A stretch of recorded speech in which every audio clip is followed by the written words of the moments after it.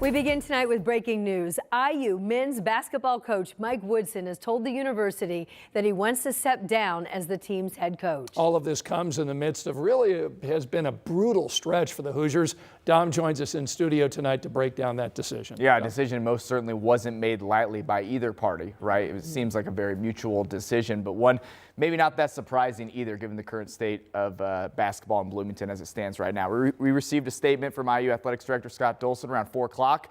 It read in part, quote, "During a meeting with Coach Woodson on Wednesday, he informed me he wanted to step down as our program's head coach at the end of the current season. He said it had been weighing on his mind for a while. It was an emotional and difficult decision," going on to say he will address the media at an appropriate time and that he wants the focus not to be on him, but at the program at large. Look, he made the NCAA tournament his first 2 years in Bloomington. The Hoosiers missed out a year ago. The noise grew loud. And that's why it's kind of been trending the way it has been. They're 14-9 this year, just 5-7 in Big Ten play. Not good in a bigger Big Ten, right? Like 20 teams. And they've lost 5 of their last 6. So just too much to overcome in a place when the brand is that big, when basketball is that big, and winning is the price of admission. It just wasn't working out. We're going to have much more, including fan reaction tonight at 11. Yeah, this is a big job opening. Absolutely. Sure. Yeah, I've heard names floated around. I mean, Brad Stevens is always going to be in there, right? Scott Drew, Bryce Drew, Indiana ties. Bruce Pearl has some familiarity with the state. So no question it's a big job opening and it will solicit a lot of interest, but we'll see. It won't happen until the end of the season, but maybe this gives them a head start to see who will fill those shoes. We'll see more on that tonight at 11. Thanks, Tom. Tonight at 6, a former Carmel High School swimmer is joining 2 other women in a lawsuit against 2 universities, the NCAA and the Ivy League. All are former University of Pennsylvania swim team athletes, and they are suing the school. They claim that leaders violated federal law by allowing transgender athlete Leah Thomas to compete against them. Our Karen Campbell talked to one of the attorneys representing the former Carmel student, and tonight shares why she is now seeking justice. In this 90-page lawsuit, 3 former members of the University of Pennsylvania women's swim program are suing the school, claiming they were discriminated against and allegedly denied equal opportunities to compete. The suit focuses on the 2022 Ivy League Women's Championships, where transgender athlete Leah Thomas won 4 first-place medals and set multiple records.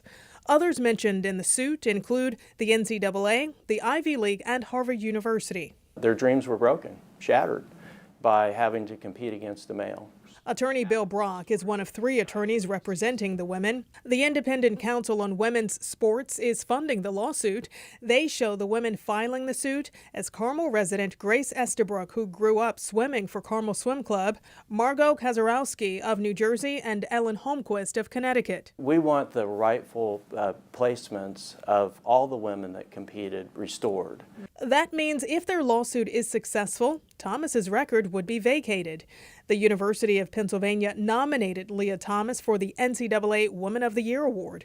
Brock says the lawsuit is about fairness, so transgender athletes like Thomas won't be able to compete. Jumped from 553rd place in the 500-yard freestyle to NCAA championship on the women's side. That's not fair. That knocked a woman off of the podium. Brock says this is not an attack on transgender inclusion. Inclusion's important, and that's why we have women's sports, because it's not fair for women not to have the opportunity to compete against women and have a level playing field. Karen Campbell, 13 News. We also want to make it clear right now that Thomas is not a party in this lawsuit. We did reach out to the firm that handles Thomas's speaking arrangements, as well as an attorney who represented her in other legal proceedings, and we have yet to hear back from either of them. Now, this isn't the first lawsuit that the NCAA is facing connected to swimmer Leah Thomas. Several athletes filed a complaint last March because of the NCAA's transgender athlete policies. So this lawsuit accused the NCAA of violating their Title IX rights by allowing Thomas to swim at the 2022 National Championships. That lawsuit details the alleged shock that the athletes felt when they learned that they'd be sharing a locker room with the transgender athlete. The NCAA filed a motion to dismiss that case back in 2024, but a decision on that has yet to be made. The National Women's Law Center filed a brief Wednesday to the court in support of the NCAA. Rob? Oh, we saw a good bit of sunshine today. That was certainly nice. Temperatures not too far off or where they should be for early February. We're still looking at temperatures into the 30s, even some 40s popping up. But there are a few locations where the temperature has dropped below freezing, and we'll likely continue seeing some locations getting close to freezing. We also have this chance for a little rain or drizzle to arrive. That'll happen overnight tonight. There will be a brief window where we will see the temperatures drop below freezing and a little freezing drizzle. So just want to make you aware of that. I think through 9 a.m. this will likely be wrapping up, or at least getting the temperatures to warm up. But watch for a few elevated surfaces that could be slick, or a couple of slick spots on some of the roadways. All right, thanks so much, Rob. Indiana State Police say a shooting on I-70 early this morning was not a case of road rage, but a planned, targeted shooting. 19-year-old Dante Roney is tonight charged with 2 counts of attempted murder. Police believe Roney knew that a car was on I-70 on the east side around 1:30 in the morning, January 2nd. Court alleged that Roney pulled alongside his Jeep, and he fired several shots between the Keystone and Emerson Avenue exits. The alleged target driving the car then was hit in the elbow. There was a woman in the passenger seat. She was shot in the head and she was left brain dead. If somebody makes a reckless decision to fire a gun on the highway, it puts so many other people in danger. I have no doubt there are vehicles driving around right now that have bullet holes in them that don't even know they have a bullet hole in their car, just because that's how frequent we are having interstate shootings in Indianapolis.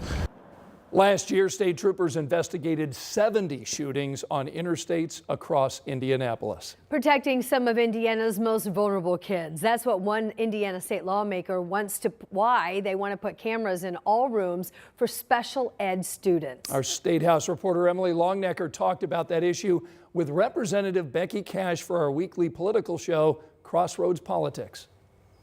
House Bill 1285 would also require districts to keep the recordings for at least 90 days. That time would be longer if an incident occurred. Parents could also request to see the video themselves.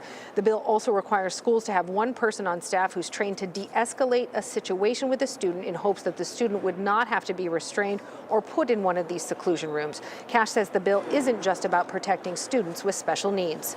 I have had special education teachers and IAs and such actually call me and ask for the cameras because it protects them too. The House Education Committee heard testimony on the bill this week. Some expressed support, others said it left them with concerns about privacy and hiring teachers. How do I convince a young teacher to come and work for me in a school district if they're going to have a camera on them all day long, from the moment that they walk in to the moment that they go home? Now, while this bill would only apply to students with special needs and their teachers, during the hearing on this bill, we heard from one father who sadly his son died by suicide last year. The dad said because of bullying in school.